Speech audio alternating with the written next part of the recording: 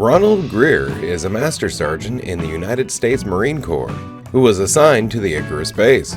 He is a member of a team sent and later trapped aboard the ancient vessel Destiny. Greer was born to Angela Greer and Reginald Greer. His father fought in the Gulf War, and after the war was an abusive father, locking Ronald in a closet as punishment, making him stack bricks only to kick them over, and at one point leaving him in the middle of a city and forcing him to walk home. The former has given him mild claustrophobia. He saved both his mother and father from a house fire. After the latter incident, his mother was presumably unharmed in the fire, while his father suffered severe burns that left him scarred on one side of his face. When he was in his late teen years, his father died of a brain infection while in Veterans Hospital. Greer joined the United States Marine Corps after he did not receive an athletic scholarship. He believed that by joining the military, he could make a difference. Dr. Nicholas Rush said that Greer was not among the men that he had approved to be on the exploration/military teams that would go through the gate on Icarus Base after the 9th chevron was dialed. Rush also believed that if not for the military, Greer would have gone to prison, or worse. 2009. At the time of the attack on the Icarus Base, Greer was awaiting court-martial for assaulting Colonel David Telford. He was released by Colonel Everett Young during the attack to help defend the base and evacuate the planet through the Stargate before it exploded. He was the second to last man to evacuate Destiny, just ahead of Young. On arrival, he and the rest of the crew were informed that they were on an unknown spaceship in an unknown region of space, billions of light years from home. When life support systems were failing and Dr. Nicholas Rush thought he had found a solution, Eli Wallace protested, believing that Rush's solution could destroy the ship. Greer held Rush at gunpoint, unwilling to let him make yet another decision that would hurt the Icarus personnel. Lieutenant Matthew Scott intervened and ordered Greer to lower his weapon, which he did. Rush tried his solution, but it had no effect on anything. When Destiny dropped out of FTL and dialed the Stargate to a planet with the necessary materials to repair the failing life support system, Greer was assigned to the team sent to explore it. He shot Jeremy Franklin on Rush's orders as Franklin was about to leave with their only ancient remote control. Greer then left to find Scott, who was lost in the desert. Greer found Scott and helped him get back to the gate with the lime needed to fix the life support system. During the lottery, his name was not chosen to escape the ship. When Sergeant Spencer, who was also not chosen, tried to argue that the shuttle could fit more, Greer quickly knocked him out with the butt of his rifle. Before things could get out of hand, he chose to remain alone in his quarters for the end, watching the star approaching through his window. A few weeks later, while Colonel Everett Young and Lieutenant Matthew Scott were on a mission to Hoth to replenish Destiny's water supply, he helped contain the dust bugs which had infested the ship, making a makeshift flamethrower to herd them. He managed to trap them in a closet, giving Lieutenant Tamara Johannesson time to fill a barrel of water to attract them. He helped carry the barrel to the gate and throw it through, disposing of the creatures. Several weeks later, when the International Oversight Advisory had developed a plan to bring the expedition home, he was locked up once more by Colonel David Telford, who had switched bodies with Colonel Everett Young. He encouraged Lieutenant Matthew Scott to rebel against Telford, knowing that Telford's rash actions could get them all killed. Though Scott was unwilling to do so, the situation was resolved by Dr. Nicholas Rush. Sometime later, he was part of the team that discovered the Destiny interface chair. Later, he discovered Sergeant Spencer's corpse when Spencer failed to report for duty. When the investigation eventually led to an informal trial, he suggested use of force to restore Lieutenant Everett Young's authority. This idea was turned down by Young himself. After Camille Ray was put in charge, she took him off of the active duty list. Greer believed that she did so out of suspicion that he killed Spencer. She didn't give him a straight answer, though he insisted that they would talk about it further. The situation was resolved when Spencer's death was revealed to be a suicide. A short while later, when Destiny was attacked by a Nakai mothership, Greer helped Lieutenant Matthew Scott defend the ship from the Nakai fighters using the ancient shuttle. A day later, the civilian personnel mutinied against the military, sealing them off in one section of the ship. Greer and Colonel Everett Young, using the ancient environmental suits, went onto the hull and re-entered the ship on the civilian side to unseal the doors and retake the ship.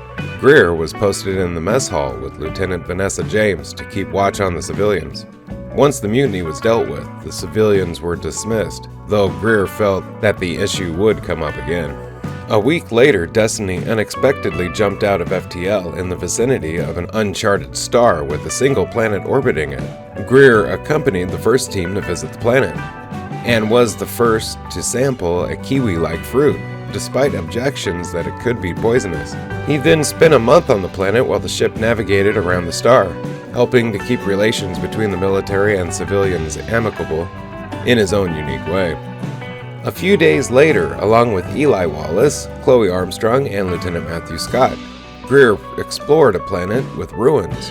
There, Greer was trapped when, after firing at a giant spider, a section of the tunnel the team was exploring collapsed. The team was stranded when Destiny jumped to FTL again. The next day, while searching for a way out of the ruins, Chloe believed she had found a map of the tunnel system.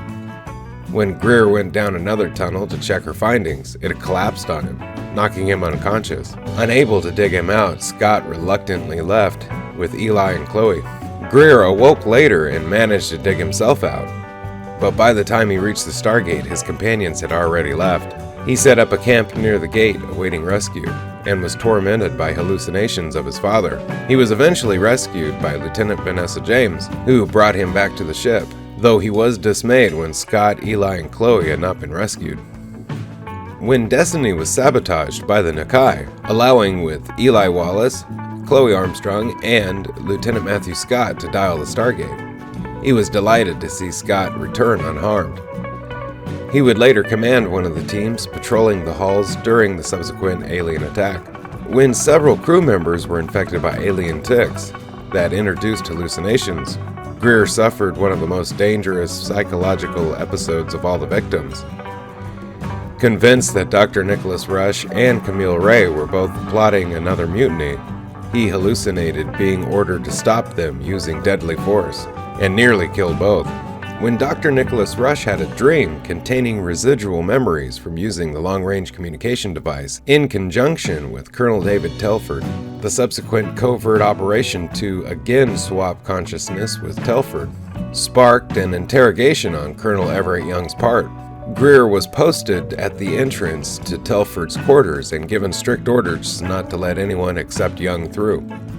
After a verbal confrontation by Young, who accused Telford of conspiring with the Lucine Alliance against Stargate Command and the expedition, Telford attacked Young. This drew the immediate attention of Greer, who flew in swiftly and brutally beat Telford, inflicting multiple face wounds. Greer was pulled off of Telford by Lieutenant Matthew Scott, and both of them were ordered out of Telford's quarters.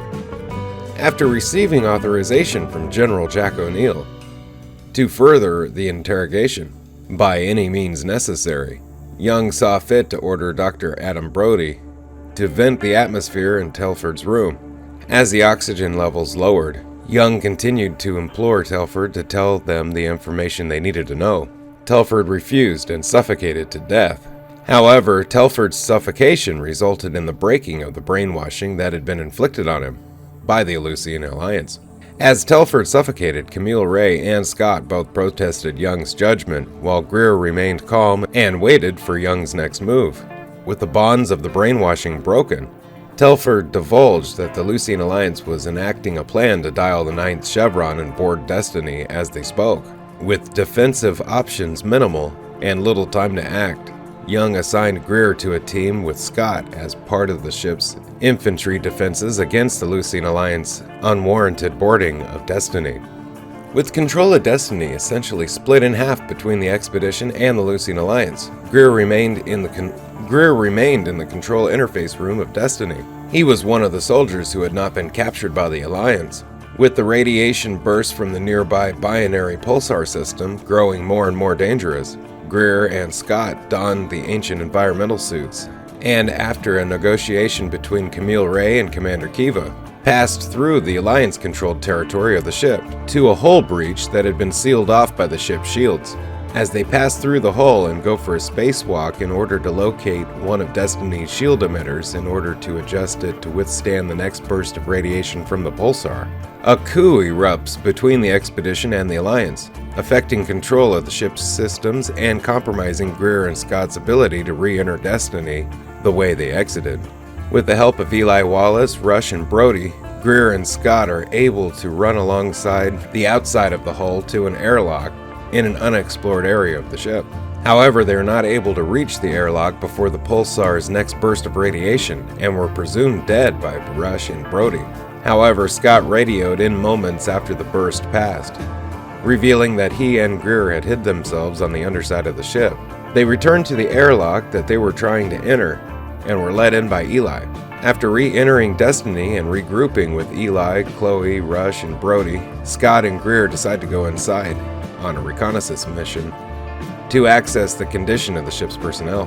While they are away, a small contingent of Alliance soldiers pinpoint Eli, Chloe, Rush, and Brody's location.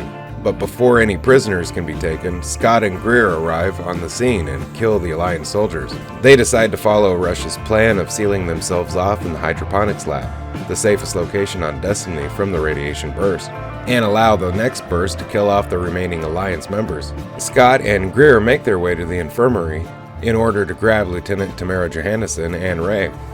Unfortunately, the Alliance launches an attack and pins them in the infirmary. Scott radios Rush and tells him to seal the door despite the fact that they aren't with them.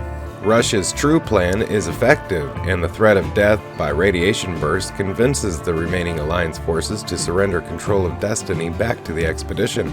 Greer is among the skeleton crew aboard Destiny who welcomes back the expedition that were evacuated off of Destiny by the Alliance, and was congratulated by Young when he arrives in the Destiny gate room.